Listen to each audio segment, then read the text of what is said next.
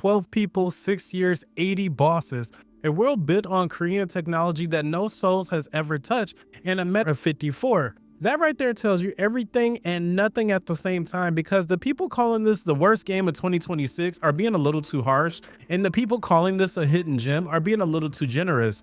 The real answer is somewhere in the middle, and honestly, it's a little more interesting conversation than either of those takes. So let's get into it.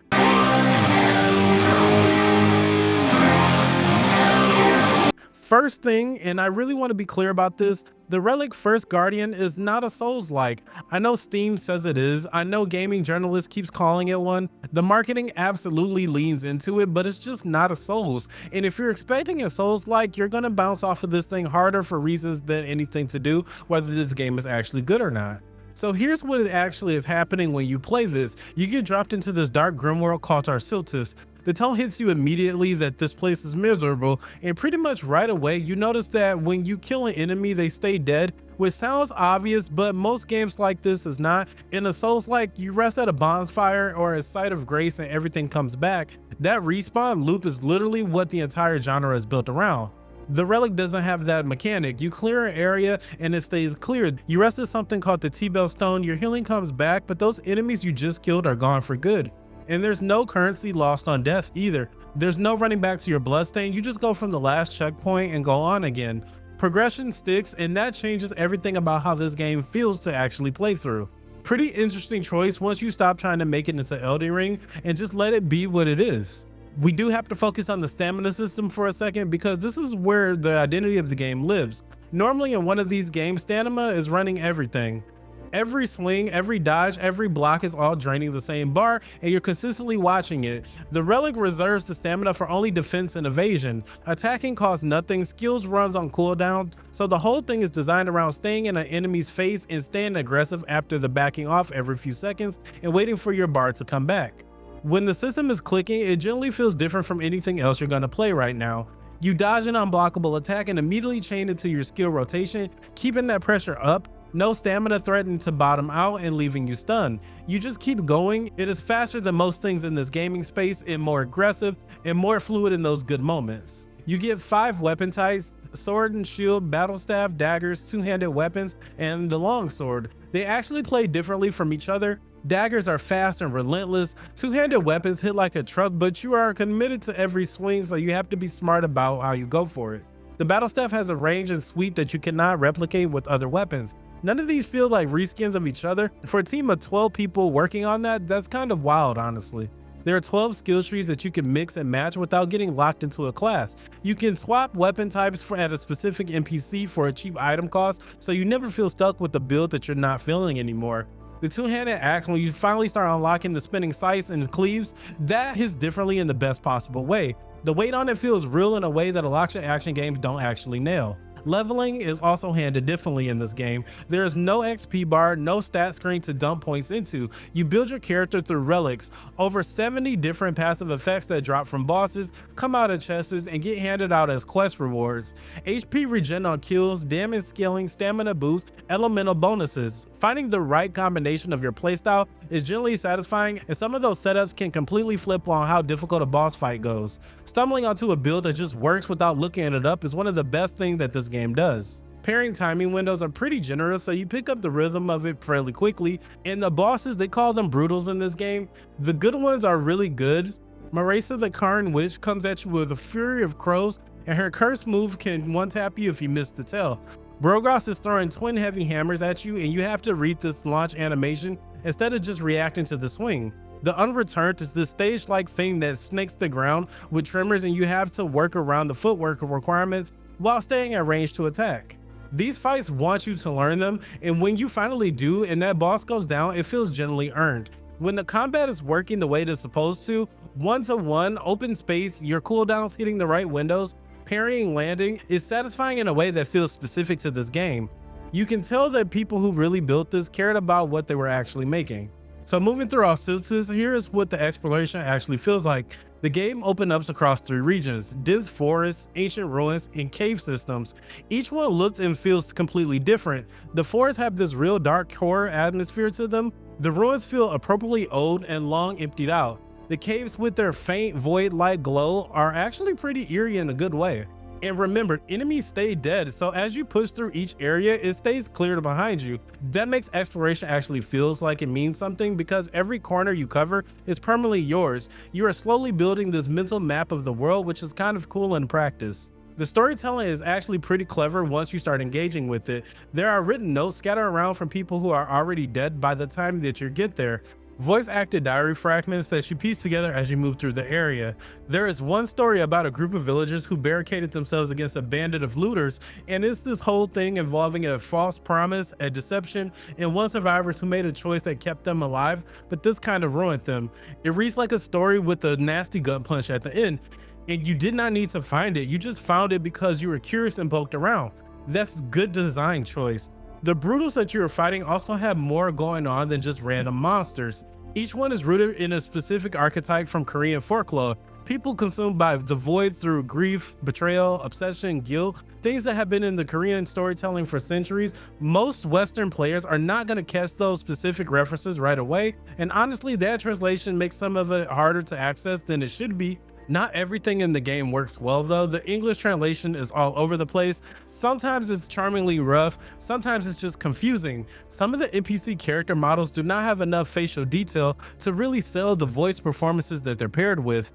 And there's this one merchant who just repeats the same little animation loop the entire time that you're talking to him. Hands going in circles like he's explaining how the wheel works, and it just completely takes you out of the moment. And when the world is doing what it's supposed to do, it actually is one of the more interesting settings in this genre has pulled out in a while. When it's not, the rough edges are kind of hard to ignore. So now that you have a sense how it plays, what the world is about, let's talk about honestly what's working and what's not, because there is generally stuff on both sides here. On the positive side, the visual performance is honestly better than you expect from a studio of this size. The environment looked really solid, Diz 4s, crumbling ruins, cave systems with that eerie void lighting, the art direction that is consistent, in the world that feels like it belongs together. The atmosphere in the dark sections especially work really well. And the weapon impact sounds are a game highlight. Still hitting bone sounds chunky and physical in a way that makes the combat feel more real. Content volume is also worth mentioning. Over 30 hours of game, 80 unique bosses encounter, every weapon in the game being a completely one-of-a-kind item is its own backstory. That's a lot of stuff for a 12-person team. The build system also has a real replay value baked in. Because enemies stay dead and the relics drop from bosses, running the game again with a completely different weapon type and a passive setup generally plays differently. That's not a small thing, and it's really amazing for replay value. Now, for a couple of problems, there are a few real ones. The developers confirmed a day one patch, and some of the stuff may already be fixed by the time that you're watching this, so check the patch notes before you buy. But these issues are showing up across multiple versions of the game. The biggest one is movement. In an open world, dashing and sprinting is incredibly fast. You can cover entire villages in seconds. The moment you enter combat, that at the same speed just drops off a cliff. And what this means in practice is that when you land a parry and stagger an enemy, that exact movement the game wants you to go in and punish, you often are too slow to close the gap before the window closes. That is not just an annoyance, that's the core combat loop working against itself.